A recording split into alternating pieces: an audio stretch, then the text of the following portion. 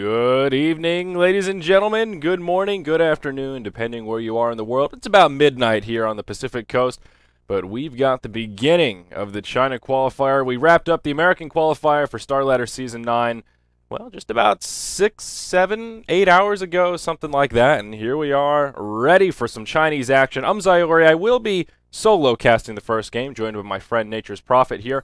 I'll actually have Winter joining me for the remainder of the matches today. We've got 2 best-of-2s coming your way. That's right, this Chinese qualifier is a slightly different format. We've got 3 days of back-to-back best-of-2s, a 4-team round-robin, and the top 2 will be moving on to join the already invited teams to the actual group stage of Starladder Season 9. So we've got our first draft underway, and I think we can go ahead and hop right in. These teams are wasting absolutely no time. And, wow, this draft actually going by very quickly here. So like I said, I will be solo for game number 1, and then Winter will be joining me. He was intending to join me for game number 1, but unfortunately we were a little slow out of the gate, and the game got going before I sent him the password, and here we are. Now let's talk about this draft a little bit. I do apologize for hopping into it so late. It was actually a first pick Alchemist. We've got Team NE here on the Radiant side, and Team CIS on the Dire. It was a first pick Alchemist. Venomancer, Rubik were the first 2 from CIS. And then Enchantress, the second pick for NE. I'm excited to have Winter on. I've actually never gotten to cast with him, so it will be an exciting treat for me and an exciting treat for all of you out there as well. As always, I've got Twitch chat open, and I will do my best to deal with any audio issues or any requests y'all have. But remember, there is a 2-minute delay on that stream. Now, the Chinese meta, a little bit different from the North American scene, what I've been casting for the past 6 days. So we'll take everything in stride here. I'll do, probably not going to make too many drafting predictions here. I do know that they love themselves some support Alchemist, and I imagine that first pick Alch will indeed be a support. And with Nature's Prophet as well as Enchantress, Team NE already gearing up for a pretty heavy push strat. A nice bit of early aggression. Now, CIS, they're going to throw some attention the way of the Bristleback, a hero that we actually haven't seen too much of. And we'll get a taste of him here. Viper will be that third choice for CIS. Obviously, they will need a carry with their final pick. And many an option still on the field. Actually, Weaver, just about the only carry that's been banned out. And looking at the bans so far, they look pretty straightforward. Clockwork and Batrider, 2 very scary heroes. Invoker and Nyx Assassin, we've seen them banned out quite a bit as well. Will be a 4th pick Storm Spirit for NE Gaming. Interesting how quickly both of these teams are going through this draft. Very little bonus time has been broken into on either side of the coin. And they know exactly what they do, and they won't be afraid to execute. Doom will be the final ban for CIS, and we'll see what NE want to take off the table. Now, I have to assume this will be a solo mid Viper up against a solo mid Storm Spirit. OD will be the final ban from NE, so they're thinking it'll be a tri-lane Viper, and it looks like they're right, as Dragon Knight is their final pick, presumably their mid hero. I imagine it'll be the tri-lane Viper and off-lane Bristleback. I suppose they could always duo lane as well. Bristle and Veno could be a pretty scary duo. The lanes for NE looking a little bit more straightforward, though. The support Alchemist, Storm mid, Enchantress in the jungle, the off-lane Nature's Prophet. And they'll need a carry hero here, presumably as well. 5 seconds remaining. And they will break into some of that reserve time. Now, this CIS roster, it is rather scary. They don't have a huge amount of control, though, which is what makes me a little bit nervous. They've got more slows than they know what to do with between the Venomancer, Bristleback, and the Viper. Well, they've got some disable, of course, from the Dragon Tail there on Dragon Knight. And Rubik's Telekinesis is a pretty valuable tool, but their team fight makes me a little bit nervous. They've got plenty of damage output, a lot of physical damage as well with that Bristleback. Gyrocopter will be the final choice for Team NE, and we will get straight into game number 1. Now remember, guys, this is a best-of-2 series.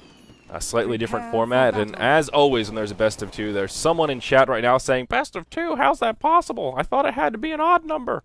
And usually that is the case. And the best of 2 is basically if you go 2-0 over your opponent, you get bonus points. And if you tie up 1-1, it ends up being a draw. Something like if you go 1-1 in the series, you each get 1 point. If you go 2-0, you get 3 points and your opponent gets 0. That's usually how it works in the group stage. The whole point not only makes it easier for scheduling, but also makes it, it incentivizes that, pardon me, not really incentivize, that's not the right word, but it rewards teams that stomp over their opponents. The problem with the best of 3 format is if you go 2-0 versus 2-1 over your opponent, there's no disparity. You don't get anything extra for steamrolling your opponents in a quick 2-0 versus a really close nail-biter that ends up going to Game 3. So the best of 2, it has some benefits. Of course, it has some drawbacks as well.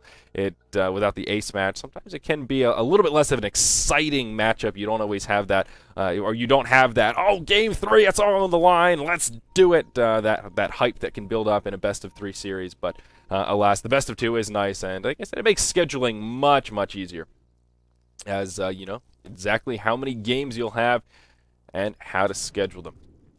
So let's take a look at these rosters here. It was a Gyro final pick for Team NE, and I just like their team fight a little bit better. Gyrocopter, a very scary carry. Talk about AoE physical damage, and I think he pairs well with an Alk as the support, and that's indeed what this Alchemist will be. Let's talk about this roster a little bit. We've got an Enchantress who will be jungling defensively in the Radiant Jungle. We've got ZZ playing on the Gyrocopter in the bottom lane, and we've got an Alchemist who will be down bottom as well. It will indeed be Storm Spirit in the mid, being played by Shiki, and up top, as we talked about, it will be Alex on the Nature's Prophet, who will be in the off lane. Now on the Dire side, let's see how their lanes will settle down. It will be Demons playing on the bottom lane, solo Bristleback. In the mid, it will be In Flame playing on the solo Dragon Knight, which leaves us with a tri-lane up top. Ao on the Rubik. We've got Ruoli on the Venomancer, and they will be supporting June, the position 1 Viper, up here in the top lane.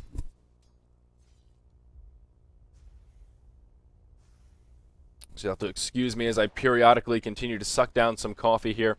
Need to continue to wake up as we get started with this series. Now we see Rubik already with an invisibility rune on. They will initiate onto Alex, the Venomous Gale, Telekinesis. This should be an easy first blood, and there it is. Venomancer, the one to grab the bonus gold, but they're already off to one hell of a start. Meanwhile, in the bottom lane, Demon's actually in some trouble as well. Alchemist channels up the concoction. ZZZ using the Rocket Barrage, doing a lot of damage. They won't have enough to grab a kill, but still they harass the Bristleback out of the lane, and they force him to use that salve as the second wave of creeps make it to the lane.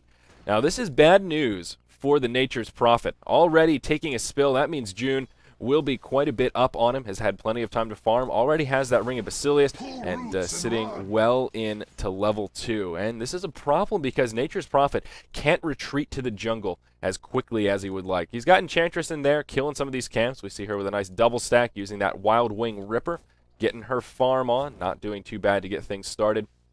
Ao and Ruoli looking to stay aggressive. There is a Radiant Ward down right here, so they did see the incoming gank to the mid, and Storm Spirit was able to position himself accordingly. Now there should be intel coming Alex's way that there is a rotation. He'll try and back up, but he won't make it in time. Telekinesis will fly. He pulls him back into the Venomous Gale. This Nature's Prophet is in big trouble. He's only level 1. Ruoli only level 1 as well. No Poison Sting, but they've got enough damage to finish him off. He'll move into the trees. They haven't secured the kill quite yet, but there's nowhere for him to go. Now June wanders his way over, and he grabs that last hit on the Viper. Nature's Prophet now in big trouble. He's already taken 2 spills, and this is that time when you just need to abandon the lane. Meanwhile, in the mid, there's a rotation from the Alchemist as well as the Enchantress. They secure a kill onto the Dragon Knight, which is good news for NE. A much-needed kill, gets him on the board, and also gets a little bit momentum going the way of Storm Spirit. But again, to harp on this top lane, this is when Nature's Prophet needs to just consider abandoning. He's so far behind at this point. If they initiate on him at all, he's got no escape. He's got no regen, just sitting on Boots of Speed and a couple of Clarity. So the best he can do is harass with Nature's Call. At least now he has Teleport. The only interrupt up here that they have is the Telekinesis from Rubik. So if they use that to initiate now, he has the escape vehicle, but already conceding 2 deaths. Not what you're looking for from an offlaner. Meanwhile, his counterpart, Demons playing on the Bristleback, is doing quite well down here in the bottom lane. He's halfway through level 3, and he's been able to grab at least a couple of last hits, sitting 4-1, actually just about on par with Nature's Prophet. The big difference, he has yet to take a spill, which is good news for the Dire side. Now let's talk about this mid lane. Dragon Knight 9-0 against the 18-2 Storm Spirit. I think Storm was slightly ahead before the gank, but now that he's had a lot of room in this lane, obviously he has taken a lot of momentum. Dragon Knight only halfway through level 4, and Shiki already hitting level 5. Now we will see a smoke from AO and Ruoli. There is a ward on the high ground, but the smoke will be rather deceptive. This is a great time to gank the Storm, but look at the positioning from Shiki. I've been saying that wrong. I've been saying Shishiki. It's just Shiki. Oh, gosh. The purple guys, the colorblind. I can't read it while he's moving. There we go. Anyhow, great positioning. He was on the south side of the tower, positioned here, even though he didn't know that the gank was coming, didn't have visual confirmation. Still positioned himself to be, well, alive following their gank efforts. Now, they will rotate back up. I believe that ward on the high ground did give him some vision. Viper will start it off with a little bit of harassment. Alex already dangerously low. They'll use the Fade Bolt this time. They don't even need the Gale or the Telekinesis. Alex will get picked off once again. I said it once, and I'll say it again. He needs to leave that lane. Even though he won't be able to deny anything in the way of Viper, they'll be able to knock down this tower, and June will continue to have free farm. He just needs to stop dying, and if that means moving into the jungle, slowing down Enchantress, maybe sharing some farm with her, I think that's the right call, but he won't take heed to my advice. Alex will just port back to the lane. He now has the Ring of Protection up, but still a ways off that Basilius. Again, no regeneration on the Nature's Prophet. Not a good way to get this game started. Let's glance at the gold graph here, and it's strikingly even, given that it is 1-3 here in the early game. We will see a smoke from the Enchantress as well as the Alchemist. Enchant with a Centaur Conqueror up. And, of course, War Stomp ready as they rotate towards the mid lane. Now, in Flame on the Dragon Knight, he's not quite level 6, but he will be in a position to deal with this incoming gank. Perhaps sensing something could be afoot. Will back up to the south side of the tower. Now he reveals himself. Breathe Fire, but they've already decided to rotate towards the top lane. They want to help out this Nature's Prophet. I can't say it's the wrong call. The question is, will they have enough damage to secure a kill here? Alchemist only level 3. The smoke has now been revealed. The jig is up. He's going to charge the concoction. We'll get Telekinesis straight away. Actually thrown outside of the Gale. Storm Spirit joins the fray. He's level 6 as he zips forward. Viper, the target of choice. They will converge, and they secure the kill. So they make it worth it. Alchemist does fall, though. The poison from Viper just a bit too much for him to handle. Shiki, not done quite yet. He will dive the backside of the tower. Does have a haste rune on. Won't have enough to finish off the Rubik as he does port back to safety. So a nice engage from Team NE here on the Radiant. They secure a much-needed kill on that Viper. And most importantly, Storm makes the gank worth it. He will rotate back towards the mid lane. 6-minute rune. Hoping for a stroke of luck here as he camps the top spawn and unfortunately won't find it. It will go the way of Dragon Knight. At the bottom spawn, it will be an invisibility rune thrown into the bottle. 2-4 here at the 6-minute mark, but NE already have a pretty sizable lead. Just about 1,000 gold, 1,500 experience. A lot of that is coming out of the Enchantress. Having a jungler that doesn't slow down your lanes does open up a little bit more efficiency about the map, and she's gone pretty much unchecked. Alex will now rotate into the jungle. That kill that they managed to grab up top did help out the Nature's Prophet quite a bit. He's not totally poor, now just rather poor. But at least looking a little bit better. Now we see this Dragon Knight with the invisibility rune on. There was no Radiant Ward down bottom, so they don't know what rune he has. I suppose they may be considering he will charge a concoction. Connects with the Bristleback, but Dragon Knight, he's ready to engage. Throws the Elder Dragon form. Call down. Does actually connect with the Bristleback. Clips the Dragon Knight. Now they're looking to pursue on Demons. The homing missile will launch as Alex comes down. Oh no, Nature's Prophet. Just a bit too bold, my friend. Now Gyrocopter potentially in some trouble here. Does have the phase boots up. 10 stick charges. I think he will be fine. I'm not so sure about that port from the Nature's Prophet, though. And meanwhile, on the left side of the tree line there, we'll see Alchemist actually stun himself with a concoction. Very unfortunate for the Nature's Prophet. I guess he figured they'd have enough damage to take down Bristleback. But overstepped his bounds. Also catching himself inside of the trees. Obviously not ideal in that type of a scenario. Now Gyrocopter's farm is looking pretty darn good. Still trailing by about 700-800 gold or so on the net worth compared to that of Viper. But he's still looking pretty darn good. Gyrocopter is one of few heroes that can actually just go man mode against Bristleback early on in the laning phase. As we will move into another pause. But Gyro is doing pretty well, even though Viper is still topping the charts. The biggest disparity, I think, as things actually will start to level out a little bit, despite as CIS add another kill to the board with that death on Nature's Prophet. It is these mid heroes, and Shiki on the Storm Spirit. He's sitting level 8 right now with about 3.2k on the net worth chart, and actually that's Ruoli who's in the mid lane now, but Dragonite, he's only level 7, and his farm is hurting. He's about 900 down on the Storm Spirit. And this is where this Storm is kind of teetering on the edge of balling out of control a little bit. Is there anything on his courier coming his way? No, these are all Enchantress items. That will be the Urn of Shadows going her way.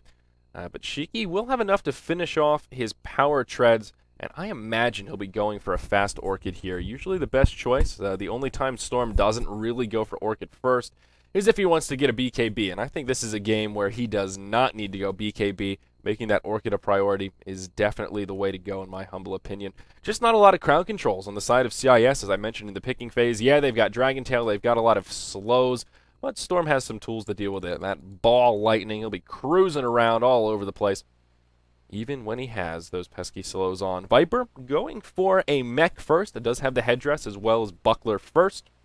Or already, I should say. Recipe still on the way, actually. Is it on the courier as it flies up there? That is the mech recipe. So there you have it. Viper with a mech already here at the 8-minute mark. Great timing on that item choice. Though it was his first item, straight from Brown Boots into mech. A great choice on Viper, a pretty classic opener. And one would suspect he'll probably be pooling up his gold and working towards a pretty quick Ag Scepter. BKB, not a bad choice on Viper this game, but the Ags, truly a core item on the, I don't even know what Viper is, the poisonous bird, the green bat with 4 eyes. I'm not really sure. I don't know what he is. What race is Viper? He's just a venomous bug. He's just full of toxins. I don't know. He's like a half snake, half bird, half reptile thing. Well, we will see a smoke from Team NE here. Both Shiki and the Enchantress are roaming about the dire jungle looking for an opening. They will just rotate back towards the mid lane. Right now, Alchemist is keeping the lane steady, soaking up a little bit of farm. And they won't find a kill. They'll just move into the dire jungle and clear out some creeps. Enchantress with the Dark Troll Summoner as well as a Hellbear Smasher. She's got 2 pretty aggressive creeps, and they certainly can set up a kill if they can find someone. Right now, Dragonite in the well. He'll be walking back to the lane. Does have his power treads up now, as well as his magic wand to go with that early bottle he picked up. They actually see a ping out from the dire side. It's a pink ping. They know that somebody's in the jungle. They know trickery is afoot. Ancients being stacked here. That is good news for the Radiant, as they do have an Alchemist. That Acid Spray makes clearing Ancient stacks pretty darn easy. Enchantress now level 6 as well. She's had pretty decent farm. Storm will just abandon ship. He will port mid, and actually Alchemist does get picked off, but Storm makes it in, grabs a counter kill on the Venomancer. Takes a Dragon Tail to the face. In comes the Rubik, and Storm is out of mana. He does have a double damage rune on. Will sip the last charge of his bottle, and that's where it will end. Support for support. Alchemist for Venomancer exchange. Pretty even across the board. Dragonite did get the kill on the Alchemist, and Storm got the kill on Venomancer. So both mid heroes grabbing a kill on an opposition support. Really a break-even exchange. Gold graph continuing to move in favor of our Radiant side. There's about 1,500 gold, 2,000 experience going their way. Viper still farming away in the top. Gyrocopter now rotating into the jungle. Rather curious to see what build Gyrocopter will go for. Also a great hero to stack Ancients for. He'll be able to clear stuff up with that flat cannon pretty easily here before too long, but how greedy of an opening will he go for? Will this be a pretty quick Helm of the Dominator kind of Gyrocopter, or will this be a fast BKB kind of Gyrocopter? Still rather curious, and, well, only time will tell, but right now ZZ is just in free farm heaven. The Bristleback has actually left the lane, sitting back in base, and he won't port down. He will run back to lane, so that's even more time this Gyrocopter can just soak up the free farm. Actually just about dead even with the Viper in terms of last hits right now, 59 to 60. There will be a port down from Alex, and they'll start pressuring this bottom tier 1 tower quite hard. There is a glyph available for the dire side. Nature's Prophet with the Treant out in the front lines to try and cut the creep wave. But Bristleback will press forward. He pulls the creeps off the tower, though they may still be able to secure this tower kill. Gyrocopter with a Ogre Club up. He will be going for a BKB first. Now, while that was happening, they did create some space up top.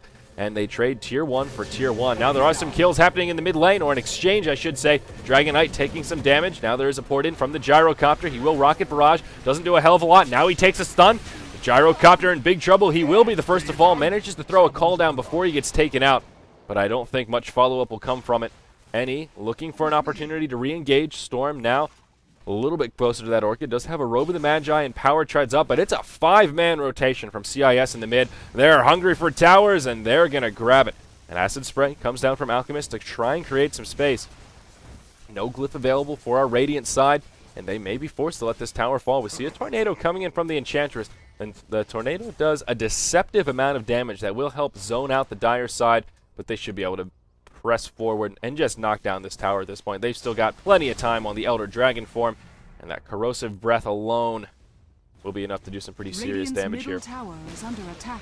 That will be the third tower kill of the game, second on the board for Team CIS, making it 2-1 in total tower count. That will put a dent in the gold graph, almost in their favor, but still actually the way of any, and the experience graph hasn't changed much since we last looked. That will put Viper still in a secure slot here as the #1 farmer. As CIS rotate into the Roche pit, we do see a ping come out. So perhaps our Radiant side is suspicious. Oh, they're more than suspicious. Trien in the pit. They know exactly what's happening. As smart scouting from that Nature's Prophet. The Dire, not only are they Dire, but they've got a pretty good team to take out a fast Roche. Anytime you've got a Bristleback, that sticky goo, the viscous nasal goo if you want to get technical, a great tool for taking down Roche very quickly. Compliments of that minus armor. Now, Any will go for some pushing of their own. Nature's Prophet ports into the mid lane. Alchemist gets caught in a telekinesis. Venomous Gale, he will go down. CIS grab another kill and add it to the board. 8-3 at the 13-minute mark, and they easily repel the push coming into their Tier 1 tower mid. Alchemist only down for about 15 seconds, but that could be the signal they were looking for to take a Roshan attempt. Looking at the Radiant ward coverage, there is absolutely nothing down on the map. They have no visual confirmation, though I'm sure they suspect that Roche is under attack. We see the sticky goo starting to stack up, and Roshan falling very quickly. This will be a free Roche. Radiant side not in a position to contest, and they won't go for it. Dire's top tower is under attack. Good news for Team CIS. This will push them in the lead in terms of gold, but they still have an experience graph they need to tackle. Moving into the Roche pit did open up some space in the top lane, and Alex, as well as the Enchantress, will start pressuring this top Tier 1 tower. We'll see how CIS want to react. They could possibly make a defense, though they may just opt to sacrifice it and not burn the ports to get there. It looks like they'll do just that. Interesting, they haven't used the glyph at all, and they have lost 2 of their towers. They could have at least bought some time, maybe made a hold, set up a team fight there, but they will just rotate down towards the bottom lane. Now, the Aegis of the Immortal did go the way of Viper, who is, oh, by the way, also very close to level 11, on par with this Storm, who isn't too far off either. Shiki, getting reasonably close to that Orchid, already has the first Oblivion Staff up, another 1,100 gold in the bank, not too far off that first core item, and that will open up a lot more aggressive potential for Team NE. Once Storm Spirit grabs that huge utility item, not only will he hit harder, hit faster, and also get a little bit more mana regen, but he will be able to grab solo kills on these squishy supports. Unfortunately for him, there are a massive tanky heroes there on the Dire side, the Bristleback as well as the Dragon Knight. Probably won't be able to solo kill the Viper either, but if he catches Rubik or Venomancer off guard, it should be a pretty easy kill. Speaking of Venomancer, he'll get dove on behind the tower. 3 ports coming in, but I don't think they'll get there in time to save the Venomancer. Indeed they won't. He falls, but now Alex gets left behind. This will be an easy kill on the Nature's Prophet. Not so sure that dive was worth it. A good reaction from CIS, but maybe a bit of overkill. They burn a lot of ports just for a 1-for-1 exchange, but they do hold their Tier 2 tower in the fray. It takes a lot of damage, but they keep it alive. Good reaction, though. All that for a support Venomancer. Viper now sitting 4-1-3. He's in pretty good shape, and I imagine he'll be working towards that Ags next, and there it is. Point booster in the inventory, the first core piece. Dragon Knight does have the Shadow Blade up, so that turns him into a massive space creator, also level 2, and does have that level 2 Elder Dragon form. They'll find themselves an Enchantress, Dragon Tail to start things off. There's the Viper Strike. She gets the Nature's Attendance out, but it's not close to enough to keep her alive. They secure a free kill on the Radiant Jungler. That's another one on the board for CIS, now 10-4 as we approach that 16-minute mark. The bigger items are starting to come out onto the field. Nature's Prophet did grab a Hand of Midas, and he is working towards a Necronomicon with that Staff of Wizardry, as well as the Belt of Strength, and he'll have it out reasonably soon. Pretty well on his way to that recipe. The Gold Graph still not as scary as you would think. NE are doing a really good job finding farm about the map, continuing to make good use of their jungle. They're stacking their Ancients, and they will start to clear this. Right now it is a triple stack, it looks like. A couple of Giants, a couple of Lizards there. And they've got Gyrocopter and Alchemist. Both sides can actually make pretty good use of their stacks. These teams should consider blocking the opposition's Ancients, as could be a pretty big game changer if things continue to stay this even. Who has more Ancient stacks? Who's got that unlocked gold that they can tap? I don't know. A worthy strategy, perhaps, to try and block out the Ancients. Now, CIS are starting to get a little bit more aggressive here. They're looking like they want to group up. Speaking of grouping up, Venomancer will get caught once again, and that's without an Orchid. Storm able to secure an easy kill. Viper nearby, but just unable to do any damage to zone him out. Veno, unfortunately, just so susceptible to a hero like Storm Spirit. Radiant side will be the ones pushing for now. They group up in the mid lane. Tier 1 tower under heavy fire. The glyph comes out from the Dire side. It buys them a little bit of time. Precious time they need to make it a tower for tower exchange. They'll grab this bottom tier 1 in exchange for their mid tier 1. And that will be the end of the outer towers for the Radiant side, as well as the Dire. 3-3. It is all tied up in terms of tower gold. Still a very even game on our hands here. But this Viper is slowly but surely getting a little bit more scary. The BKB now up for Gyrocopter as they clear out these Ancient stacks. That first core item on the Gyro, he can now start taking some team fights and feel a little bit more safe. I would say Gyro is by far the hardest carry in this game, but with that BKB first, he didn't go a very heavy economic investment. And he's really not that high on the net worth chart. Sitting at position 3, only at about 7.1k, certainly not bad farm. But Viper is still a hop and a skip ahead of him at about 8.7k. And between the Dragon Knight and the Viper, I worry a little bit about that Gyrocopter. He has BKB up, but this just isn't the best BKB game. It's still a necessity, I think, for these team fights, but there's still plenty of physical damage that'll come out. In particular, that Bristleback will cut right through the BKB. So this isn't one of those BKB and I'm ready to fight. They still need to be cautious, and their Gyrocopter is still not really that tanky. Only one core item up on the Bristleback. It is the Vanguard. He does have a casual Belt of Strength just hanging out. Already has the Power Treads complete. We will see this bottom tier 1 tower on the Radiant side of the map taking heavy pressure. Dragon Knight in Elder Dragon form. Electric Vortex comes out to start this off. Call down to clear up the creeps. Does connect with a few of these heroes. Viper uses the mech. They secure this tower kill. And of course, Viper still has the Aegis, so even if he had fallen there, it wouldn't have been the end of the world. Top tier 2 tower falls, but some ports coming in. Alex looking to port out. Dragon Knight has no vision. Just can't find the Dragon Tail. Oh, a bittersweet ending right there for the Dire. They burn 2 ports. They don't grab the kill, and the tower falls anyhow. So a tower for tower exchange once again. Good news for Team NE.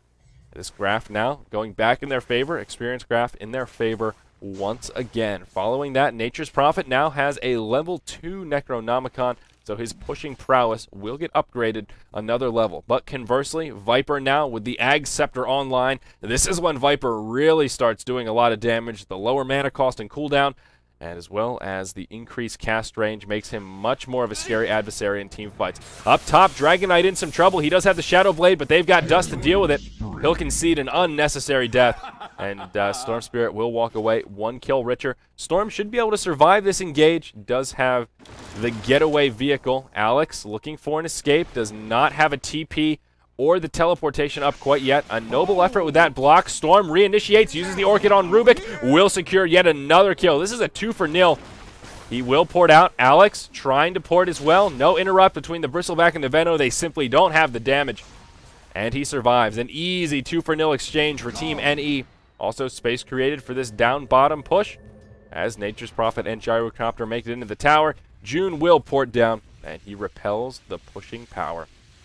I mentioned Storm starting to ball out of control a little bit a few minutes ago, and he is really doing that now. He's picked up his Orchid, as we've seen, and he's made great use of it. I mentioned he won't be able to pick off these tanky heroes too easily, but he's proving me wrong, securing that kill on the Dragon Knight. He'll hop forward once again, going for the Dragon Knight. Alex nearby to use the Dust. That Orchid just doing so much damage. He is going to get caught in the Sprout. Negative earn.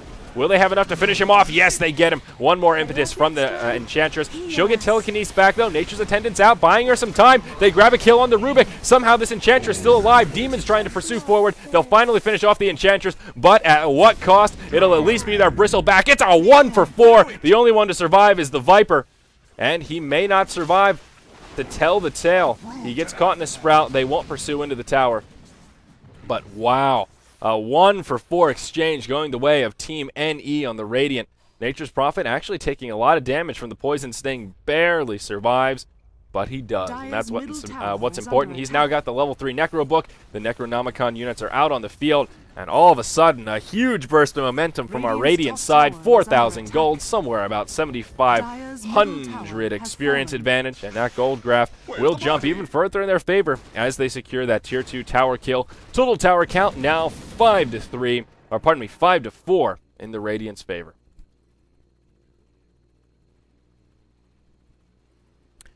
Gyrocopter, he's starting to get a little bit more meaty. Does have the Helm of the Dominator up following that BKB and about another 2,000 gold sitting in the bank. So his farm is starting to come through. We see Alchemist clearing out these ancient stacks. Only a double stack right now, but that's still A-okay. One of the great things about having a support Alchemist is if the game goes on long enough, he will eventually, keyword eventually, start to transition into a little bit more of a carry. He's got that first value point in Grievel's Greed, and this is that time where he's almost got level 2 Chemical Rage, and any opportunity that any have to soak up farm, Alchemist will be able to capitalize. So even though they have this Gyrocopter as their primary carry, that Alchemist will eventually come online, and this is that point where his farm will start to improve. Right now, number 8 on the net worth chart, so nothing too crazy, but we will expect that to change as this game continues. He will certainly surpass the likes of the Enchantress. Now, Roche will be respawning relatively quickly. It is a short Roshan timer here, and it looks like just about 25 seconds or so, maybe even a little bit shorter than that,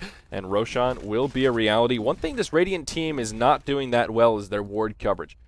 They do have one up on the plateau here. They're also to get a ward down on this high ground in the mid lane, but right now they don't have any coverage of Roche. Oh, they actually have a lane ward down here, down bottom, but they have no coverage of Roche right now, and this is a crucial timing where they need to know what's going on. We see a Plague Ward actually in the pit. They're trying to stay on point for when Roche will pop back up, and oh, how bittersweet for the Dire. The ward will go down right before he respawns. We see a ping coming out from Pink, and perhaps they still had a little bit of vision right as Roche popped up.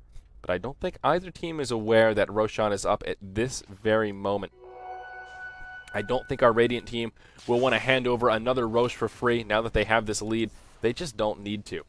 And we will see Storm de-warding a little bit here. He now has a Gem of True Sight sitting in the inventory, so they will take a little bit of a warding advantage. So that criticism I had for our Radiant side perhaps will go out the window here at just a moment's notice. Staff now up on the Alchemist, and it looks like Storm will be working towards a Bloodstone, possibly a Lincoln's with that Perseverance. Any other item pickups noteworthy? Well, a Sanj up on the Bristleback now following that last team fight, and also Venomancer has picked up a gem. So both teams are on point with this map control. They've got gems for one another, and wards will start going down. Absolutely no doubt about it. And we talked about this ward that was on the high ground here. The Dire have taken it out with a counter ward of their own, and now they take control of that top plateau. Unfortunately, though, their sentry will fall. Storm gets lucky with those uphill attacks, and he clears out their newly placed Observer ward. How irritating. Oh, Storm Spirit. How I hate thee. Looks like Storm will indeed be going for the Lincolns, or maybe not. He will change his mind. He picks up the Ultimate Orb, then sells it back straight away. So still considering his options, it seems. And, well, no other items worth mentioning. Oh, it was the BKB on DK. That was the one I wanted to make note of, because that's a big one. DK is their initiator. He's their front liner, so having a BKB will come quite in handy. Like I said, not the best BKB game for the Radiant on that Gyrocopter, but on the Dire, a little bit more magic damage and crowd control on Team NE, and I think that will really come in handy for the Dragon Knight. Both sides fighting over control over the Roche pit. Another Observer ward comes down for the Dire here on the high ground. Trying to be very cautious if someone moves into the Roche. There is a Plague ward down, and Nature's Prophet Treant will scout in as well. Both sides being very cautious. Goldgraph still continuing to move in favor of our Radiant side. They've just found a much better job. They've done a much better job just farming their jungle. They're a little bit more efficient about the map. They've been a little bit better with their Ancient, stacking and clearing it effectively, and it's just showing in this static farm fest. They're starting to pull ahead. We will see an engage down bottom. Storm taking a lot of damage. He will zip away, but still not out of the clear quite yet. We will see Dragon Knight with the BKB on the call down, doing a lot of damage from the gyrocopter. They force out the mech. Storm does port out to safety, but a very close call. Most importantly for NE, though, Dragon Knight does burn that 10-second BKB and does not secure a kill with it. So that's actually a big victory for the Radiant side. Dire team will move straight into the Roche pit. Of course, NE are privy to it, and they are looking for a contest. Enchantress nearby does have a Satyr Tormentor. Will throw down a Shockwave into the pit. Roche with plenty of hit points to spare. Uh-oh, Enchantress perhaps stepping too far forward. She will be in big trouble. Telekinesis forward, won't even be able to get the Nature's Attendants out, but in comes the support. Gyrocopter with the BKB on. Will start doing a fair bit of damage. Enchantress did buy back. Poison Nova from the Veno, trying to focus down the Dragon Knight. He will be the first to fall. This Bristleback doing a lot of damage with these quills, but he's getting low as well. Secures the kill on Nature's Prophet. They'll continue to pursue. Gyrocopter falls to the Wrath of Rubik. June now getting a little bit low. Enchantress back in the battle, throwing some impetuses. And an Unstable Concoction will stop the Rubik port out. A few more auto attacks will do it. The impetus to the high ground secures the kill. It ends up being a 3-for-2 exchange. The only buyback was on the Enchantress, and it was a worthy one. It will secure the Radiant side, the Roche, and Team NE will come out victorious. Unfortunately for NE, though, they were in that kind of bittersweet scenario with the Bristleback where they focused him, but not hard enough. And it can certainly be a little bit of a gamble. When you focus a Bristleback, you need the burst. You just want to drop him straight up before those quills start to add up and really do a lot of damage. And unfortunately, they kept him at low health where they were trying to chip away at him, and they just didn't have the damage to finish him off. And that one last set of quills was enough to finish off Gyrocopter as he was trying to make the great escape. But Gyro still came out okay at the end of that fight, is very close to having himself a butterfly. Does have the Talisman and Quarterstaff with about 2.2k sitting in that bank roll. So he'll have Evasion online before too long. Storm Spirit will commit to the Lincolns, his second big item following the Orchid. But he is the only one with a perfect score right now. Shiki 5-0-5. Storm Spirit just having a field day right now. A great game for the Storm. Just not a lot of crown controls on the Dire side. We've mentioned it a couple of times, but it's a point worth mentioning. Oh, Dragon Knight, you're in some trouble. He will bottle up the Haste Rune. They need to kill him quick. They force out another BKB charge. He tries the Dragon Tail Storm, and it just isn't enough. The Lincolns absorbs it, and DK will fall. He burns the Haste Rune and also his 9-second BKB. Oh, that was his 8-second BKB. Pardon me, he used it in that last team fight. So hasn't really gotten great use of that item. That was one of those, I see why he used it, hoping to make an escape with the Haste Rune, but unfortunately ends up being another wasted charge, and Storm furthers his farm. We'll glance at the gold graph here now, upwards of about a 10,000 gold lead, 12,000 experience, although it is tied up 14-14. Our Radiant side are way ahead in farm. They only have a 1-tower advantage, so a lot of that is just the way they've done the laning phase, the way they've been able to work the map, find farm. We see they've cleared out some of the Radiant jungle. They're also clearing out parts of the Dire jungle. Meanwhile, the Dire team more preoccupied with defending this bottom tower and just simply not farming. Last hits, pretty large disparity. Gyrocopter only about 25 up on the Venomancer, but the rest of their team doing pretty darn well on that front. And also that Grievel's Greed will start to kick in. They do have the only Midas in the game on the Nature's Prophet, also a contributing factor as to why they're so far ahead on the gold graph. Even the Roche, it's been a 1-for-1. 2 Roches have gone down, and each team has been able to secure one of the kills. So pretty even on paper, but a much larger lead for our Radiant side. We'll see initiation here in the mid lane. June, the target of choice. The Orchid has already been used. He does get the mech off, but it won't be enough. Viper, the first to fall in this fight. Now the Bristleback, second target of choice. He tries to port out in the fray, but it just doesn't happen. 2 very high-profile kills go the way of the Radiant. Let's take a look at buyback status. Bristleback does have one. He burns it straight away, and I think it's probably the right choice. Maybe a little bit premature. Didn't need to blow it quite that early, as they will rotate to this bottom tier 2 instead of moving straight up the mid lane. But I imagine they could have forced out that buyback. Now they don't have to, though. They don't have to make that choice of do we take the easy tower or do we try to break the base and secure the buyback. Instead, they'll be able to grab this tower. They also force out the glyph. Ooh, I don't know about that choice from the Dire. I mean, regardless of if they save it, it will buy time, but I'm not so sure NE are really going to commit to this tier 3 right here. Viper up in 10 seconds. They may regret the use of that glyph so liberal.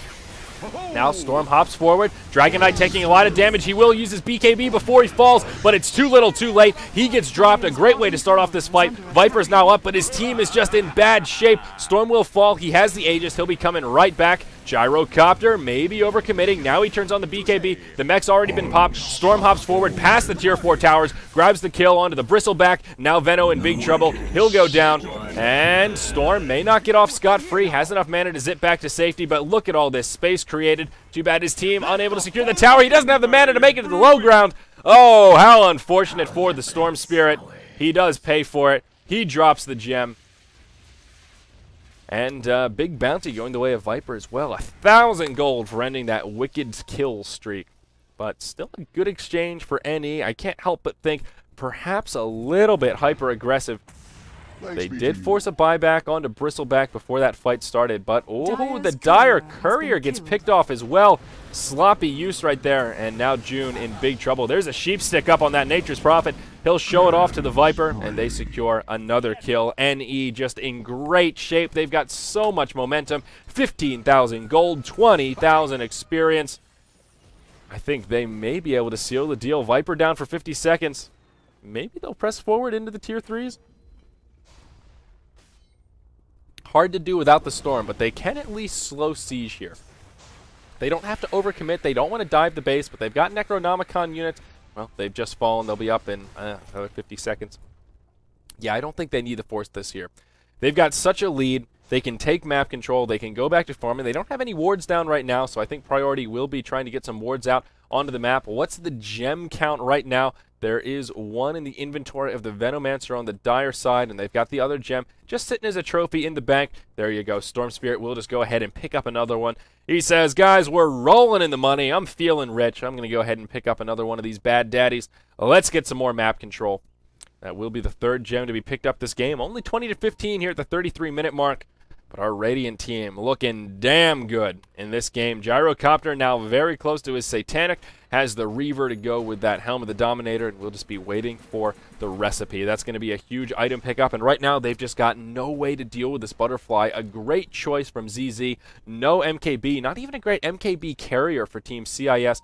And, well, they don't have a sheep stick either. No Hex. Nothing to deal with that evasion. And this Gyro is just a champ.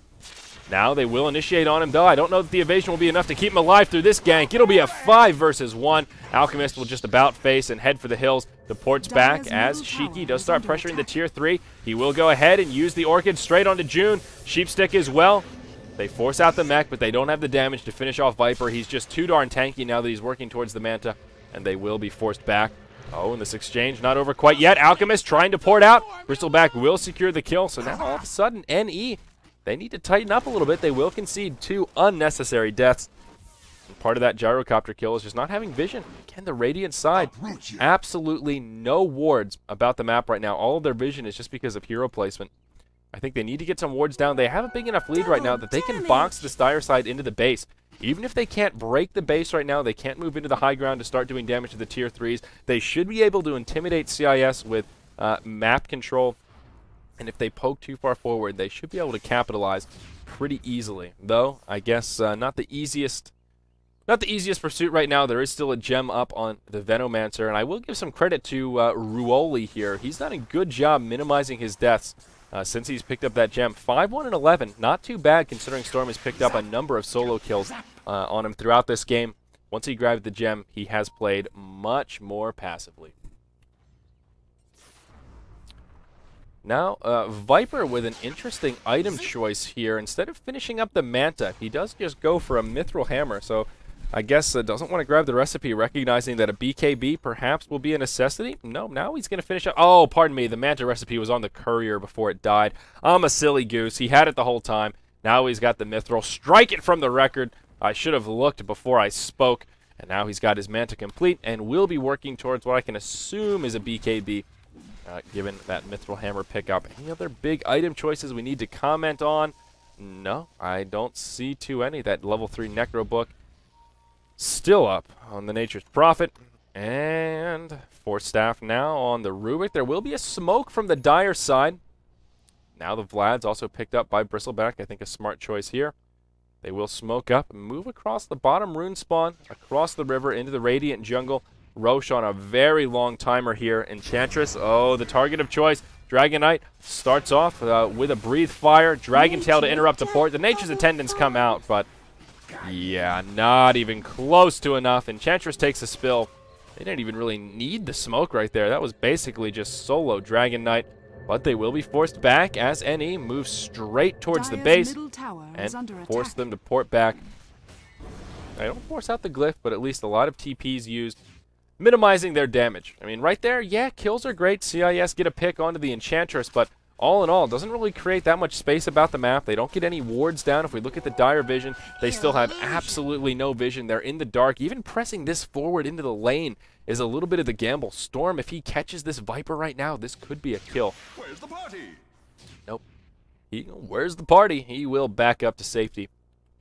So with the dire side, they will get another ward down onto the high ground here, giving them a little bit of map control, but they just can't farm their jungle right now. Even that pick on Enchantress, just not enough because NE have superior map control. They still have control. They still have control of their own Ancients, and look at this. They're going to clear out the Dire Ancients as well. Anytime one team has control of both the Dire and Radiant Ancients, that speaks worlds to how much map control they have and how good of a position they're in. Looking at the net worth chart, just a simple arithmetic now with 2 heroes on the Radiant ahead of the leading farmer on Team CIS. Gyrocopter at about 19.5.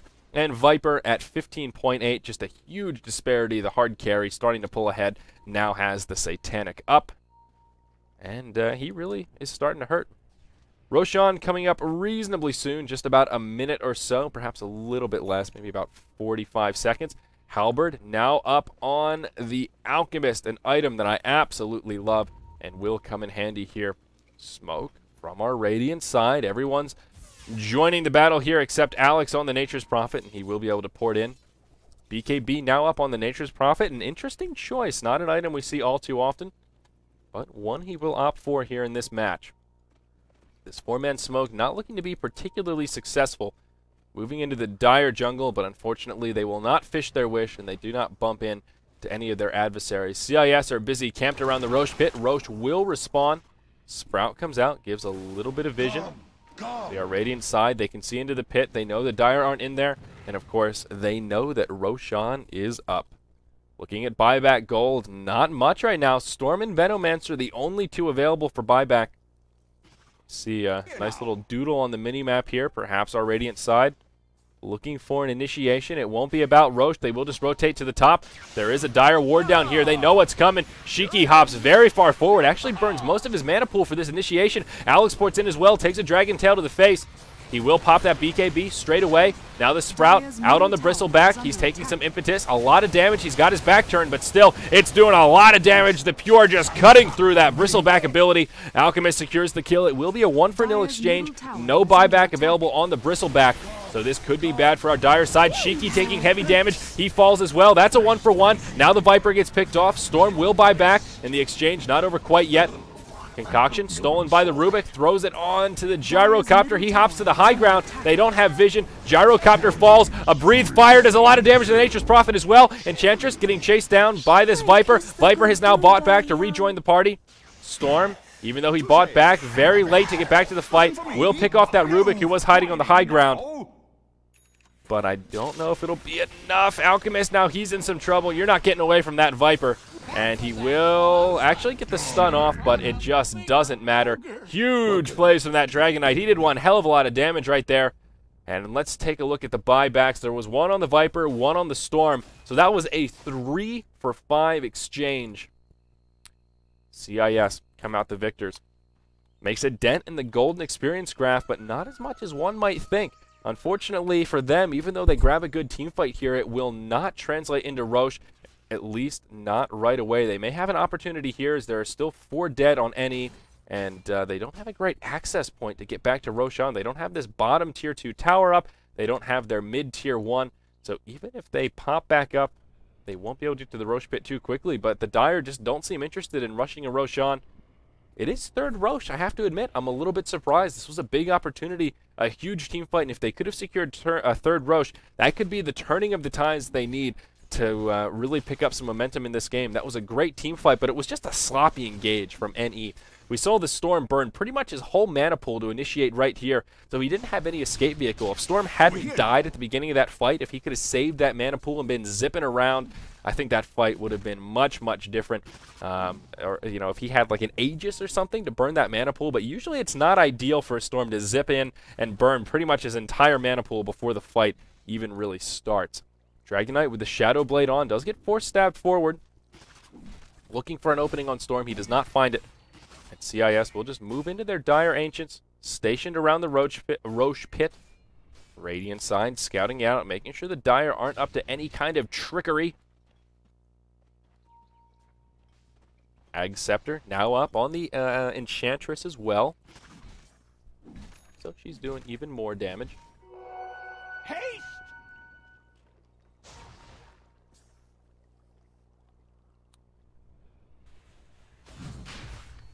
Now they will move in to the Roche pit. This will be a big fight right here. It is, again, tied up 23-23. Very deceiving. Still a 15 golden experience edge to the Radiant side. Roche will fall very fast. They've got the minus armor for it. The Radiant team just aren't ready to react. That will be a completely uncontested Roche. Aegis of the Immortal picked up by the Viper. Cheese goes to the Dragon Knight. And there is actually now a Ghost Scepter up on the Rubik as well. Radiant team do try to press into the top tier 3 tower, but they just weren't in a position to do any sort of crippling damage. The Glyph gets popped by Team CIS, and they hold with plenty of hit points to spare on that tower. Another big item pickup has been made. It is on the Dragon Knight. He now has himself the Assault Cuirass, which is good news for this team fight prowess. Alchemist in some trouble, is level 3, does have that, he's level 16, does have the level 3 chemical rage, but it's not enough to keep him alive. Alex actually ports in, will burn the BKB. He's got no escape vehicle here though. He burned the teleport to get in. All of a sudden Team NE are in some trouble. He will stand his ground. Now Shiki zips forward, but Nature Prophet falls. The call down actually does a fair bit of damage, but again, Shiki completely out of mana. Both June as well as Inflame in some trouble. The cheese will get popped, as will the Aegis. And Viper coming back with full health, full mana. Can they grab some kills? Shiki's Lincolns will proc, but unfortunately for him, he is in some trouble. Looking for a port out. He will make it, but just barely. Wow, playing with fire right there. A little bit surprised to see him go for the Lincolns. Part of the problem with Lincolns against the Bristleback, it's just so darn easy to knock off. Throw that 1.5 second cooldown viscous nasal goo, and you've broken that Lincolns. So although it is a good item on Storm, usually against a Bristle, not an ideal choice. He's now got another ultimate orb in the inventory, probably working towards another sheep stick for his team. Team CIS, though, boy, have they picked up some momentum. That third Roche has really helped him out. That team fight, the spoils from Roche, the cheese, as well as the Aegis, giving them a bit of an edge right there, allowing them to engage rather willy-nilly, if you ask me. BKB up now on the Viper. They've got most of the tools they need to make this push happen. Nature's Prophet is dead for another 10 seconds. He has a buyback available, though he won't need to burn it. Glyph also available for the Radiant side. Acid Spray already down, and a Concoction does connect with Bristleback. He will get force stab back. Let the fun begin. Let the fun begin. Zip out from Shiki. Again, he is so liberal with that mana usage. But this time he won't find an engage, and he will just back out. Punch LD. Oh boy. Looks like chat is having a grand old time here. LD, what are you doing in chat? Oh boy. Well, we are back to stalemate, folks. CIS have picked up a lot of momentum, but not going to be easy for them to break the high ground. The Assault Cuirass on Dragon Knight will help quite a bit. If they had a Desolator up on someone, that would really help their pushing power, but unfortunately they don't have a great Desolator carrier. Now they will initiate here. Gyrocopter uses the BKB first. He's in the front lines. His BKB is now already expired. And that's how this fight will begin and settle down. BKB on cooldown for 40 seconds. Although it does still have the Satanic available. CIS staying aggressive as they well should. Oh, pardon me. Looking for an opening here. They will clear out these Necronomicon units. Nice 400 gold bounty going their way. I'm sure they'll take it. Mid tier 2 tower under heavy fire. Glyph available, and they'll actually burn it for the tier 2. Very surprising. They won't even go in for the deny. Gets picked off by the Radiant's Dire. middle tower Now, if has I was fallen. CIS, I'd be saying they burned the glyph. Maybe we should press forward and start chipping at these tier 3s. An odd use of the glyph right there. I mean, it did buy them some time, but it seems that CIS were not too interested in trying to break the base. So I just don't know that that was worth it. No, then again, perhaps they won't push for the next 5 minutes.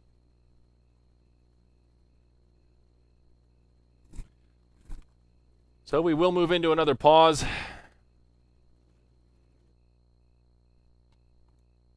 I'm going to take this opportunity to sip some more coffee.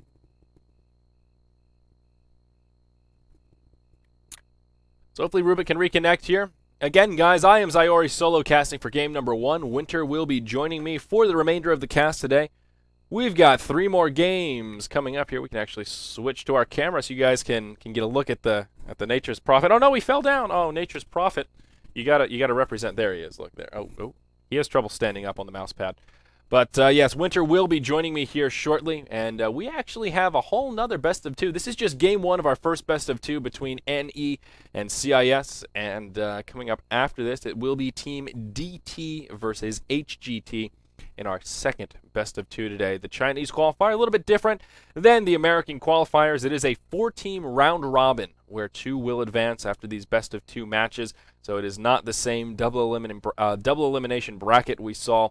Only 3 days of coverage. This is night number 1. We'll be here again tomorrow and the day after, and then that will wrap up the Chinese qualifier. Short and sweet. Fewer teams here. Rubik, unfortunately, having some connection issues, though. Hopefully he can resume, or hopefully he can reconnect so we can hop back into this game.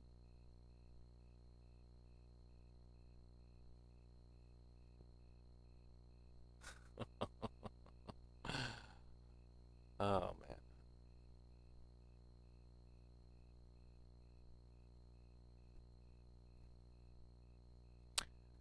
All right, he has reconnected now, so hopefully we will resume in just a moment's time. Still a very interesting game here. A very large golden experience lead for our Radiant side, but they've just been unable to seal the deal. I think they need some sort of an initiation. Since that third Roche, CIS have just been so much more aggressive around the map. They've already burned the spoils from Roche, so that edge has already since expired. I think perhaps NE could try and do a little bit of rat Dota themselves. They could get Nature's Prophet, push in one of the side lanes while they do a 4-man push in another lane.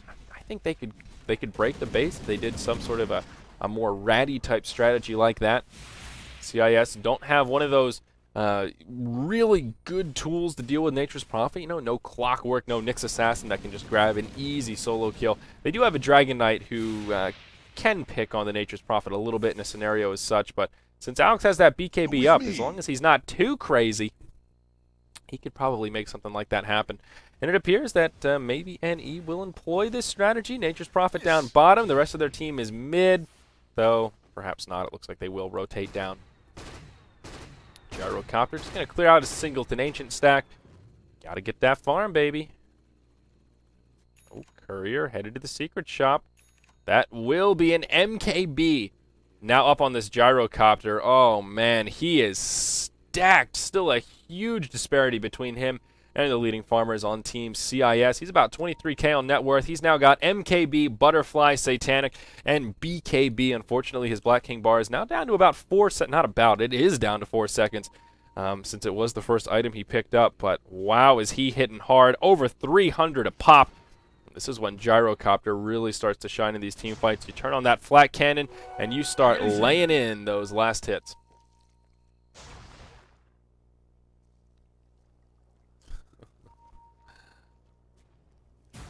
Nope, it won't find an engage. Our Dire side does poke forward. It looked like they wanted to try and contest the Ancients, perhaps, but nope, they don't do that. They did throw down a ward, but it gets countered straight away. And they retain a little bit of map control here. Gyro just goes back to killing the single stacks. And again, same story, different chapter with this Dire team. They're just not using their Ancients to the same degree of success that our Radiant side has been continually doing throughout this game. You can see it in the gold graph. Once it goes back to static farm, NE are just consistently farming better about the map. Their problem is just finding a good engagement. Dragon Knight with that Shadow Blade has caught quite a few heroes off guard since that third Roche. That has slowed down any momentum that NE have had towards trying to break the tier 3s. Dire's bottom tower is under attack.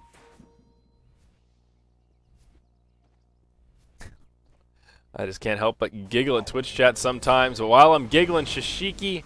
Why do I keep saying Shishiki? It's just Shiki. He will port out to safety, though. A close call, but that time the Lincolns does come in handy. And he will port back. I am hungry for some aggression here, folks. It's been a stalemate since that third Roche. We're going on the 50-minute mark. I just want somebody to kill somebody. Halberds are coming out aplenty. Now 3 on the field. Actually, no, just 2 on the field. 1 on the Bristleback and 1 on the Alchemist. Starting to see things here. I think I was looking at the Force Staff on Rubik and thought it was a Halberd. It's late here, guys. It's late Pacific time. Haste Rune now picked up by the Dragon Knight, and there will be a 5-man rotation from Team CIS towards the mid lane. Radiant still grouped up around their own Ancients. There will be a 3-man smoke here. Alchemist, Storm, and Nature's Prophet. Going sneaky mode. Nature's Prophet hasn't really had much item progression following that Scythe of Ice, but he does have about 3,000 in the bank. Sheep Stick now complete on the on the Storm Spirit. So they have a lot of crowd control at their disposal. Bristleback, you could be in some trouble, buddy. He's separated from the team. But they don't see him. Oh no, he'll reveal the smoke. They don't see it in time. They use one of the sheep sticks. But he gets Force Staff back. Wow, that was a missed opportunity for the Radiant. They just simply didn't have vision over here. And they didn't see the Bristle. That could have been a huge opportunity. But they don't find it.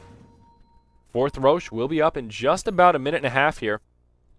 So perhaps he will be the focal point of this game coming up. Dragon Knight now with a Heart of Tarask. He is their frontliner, and boy is he tanky. 3.2k HP with 42 armor.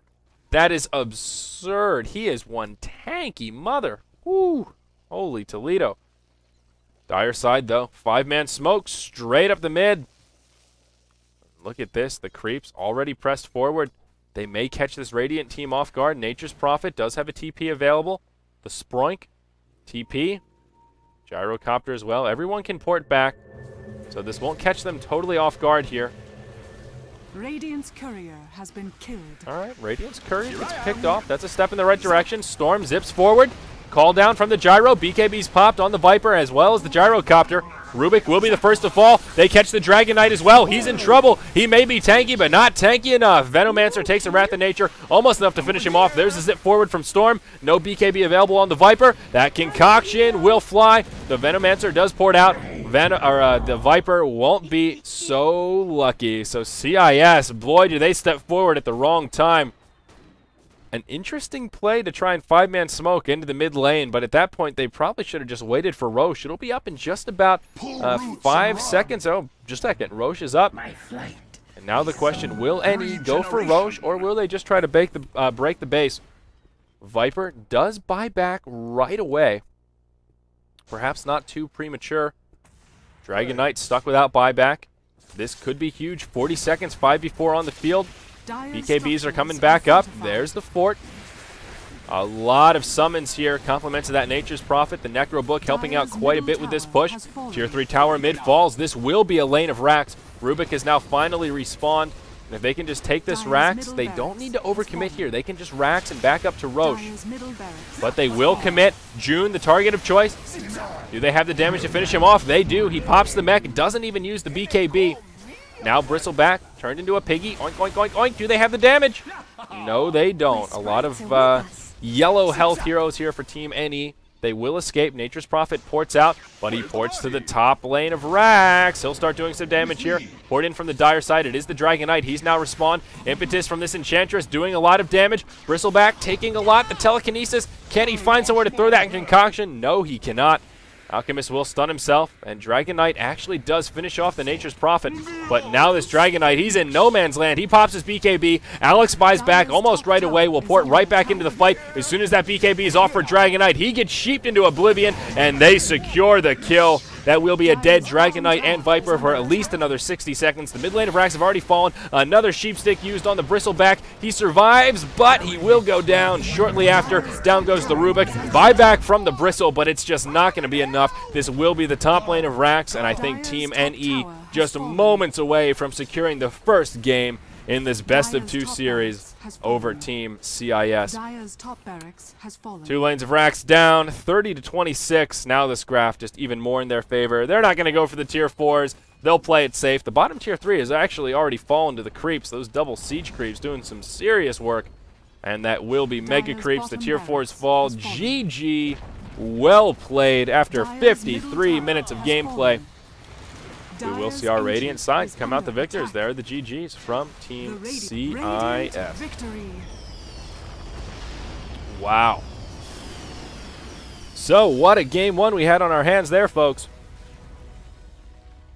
Now, worth reiterating again, because I know it's confusing, this is a best-of-2 series. There will be one more match coming up. If Team NE can take it 2-0, that'll be great news for them in terms of this round robin.